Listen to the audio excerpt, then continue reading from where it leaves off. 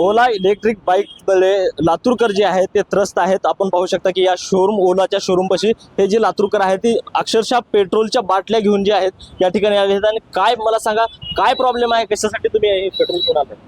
गाडी दुरुस्तच होत नाही आमची 2 महिने झाले. त्याच्यामुळे काय म्हणजे गाडी घेऊन शोरूमला भरपूर चक्र आणल्या इकडे की बा 2 महिन्यात 10-15 वेळेस म्हणजे यायला कधी म्हणजे मेकॅनिक नाही हे नाही म्हणून म्हणजे सांगून पाठवून द्यायची आम्हाला वापस. पण आज जे आलो मी गाडी चालू म्हणजे चालूमध्येच बंद पडायली, गाडी चालूच होत नव्हती. अक्षरशः म्हणजे असं गाडी बांधून गाडी आणली इथं मी. कितीला घेतली आहे गाडी? 1,63,000 रुपयाला गाडी घेतली साहेब. आणि प्रॉब्लेम कधीपासून यायला सुरुवात आहे? म्हणजे 2 महिने झालं चालू आहे प्रॉब्लेम ह्या गाडीला. आता अक्षरशः म्हणजे आता तर शॉक अब्सर तुटून खाली पडलेत. शॉक अब्सर तुटून खाली पडल्यानंतर मी यांना फोन करून विचारलं की भाऊ, तर त्यांनी म्हणले शोरूम चालू झाल्यानंतर आम्ही तुम्हाला सांगतो, नंतर या. तुमच्या गाडीचा काय प्रॉब्लेम आहे? माझ्या गाडीचा पहिला प्रॉब्लेम बॅटरीचा होता. बॅटरी मला एक्सचेंज करून देतो म्हणून त्याने गाडी ठेवून घेतली.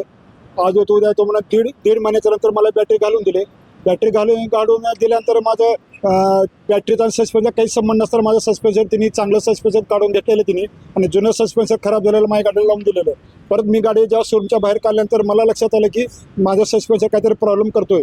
टेक्निशियन बोलतो मला सस्पेन्शन तुमचं खराब झालेलं आहे. मी चांगलं सस्पेन्शन जागेवरती कसं खराब होतं ते आमच्या कुठल्या टीमने सस्पेन्सर बदललं म्हणून मला सांगण्यात आलं.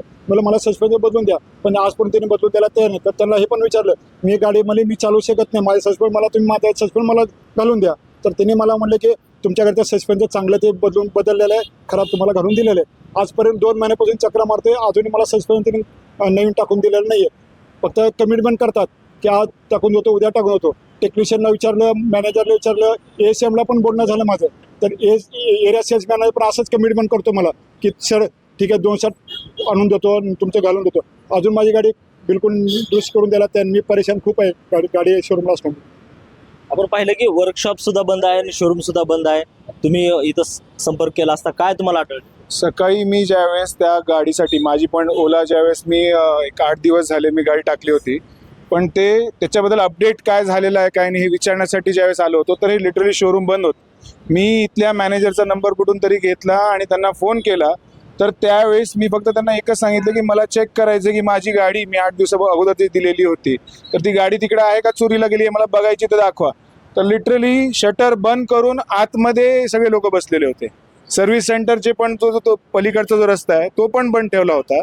नंतर शटर उघडल्यानंतर त्यांनी दाखवले मला की माझी गाडी आहे म्हणून. म्हणजे इथे कोणी रेस्पॉन्सिबल माणूस नाही आहे ज्यांना आपण विचारू शकतो. दरवेळेस विचारल्यानंतर त्यांचं म्हणणं आहे की आता नाही आलं पार्ट, अजून एक 15 दिवस महिना, असे मी 3ऱ्यांदा 4थ्यांदा इकडे आलेलो आहे. पण जे काही प्रॉब्लेम्स जे आहेत ते कोणीच सॉल्व्ह करून देत नाही तिकडे. आणि माझ्या पण गाडीचे पार्ट्स बरेचसे चांगले पार्ट्स असताना तिने काढून कुठे ठेवून टाकलेलं मला माहीत नाही. माझ्या गाडीचे साईड ग्लास नाही आहेत, फुटरेस्ट नाही आहे, ते पण माझ्या गाडीचं पुन्हा इथं मिस झालं म्हणून सांगायला.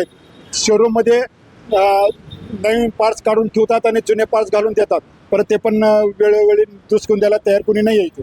एकूण जर पाहिलं तर लातूर जिल्ह्यामध्ये 5,000 ज्या इलेक्ट्रिक बाईक आहेत त्या ओलाच्या त्या बाईक आता सेल झालेल्या आहेत आणि त्यामुळं आता जे लातूरकर जे आहेत या इलेक्ट्रिक बाईकमुळं त्रस्त आहेत. आता या शोरूमनं 15 दिवसाचं जे आहे ते वेळ मागितलेला आहे या बाईक नीट करण्यासाठी, दुरुस्त करण्यासाठी.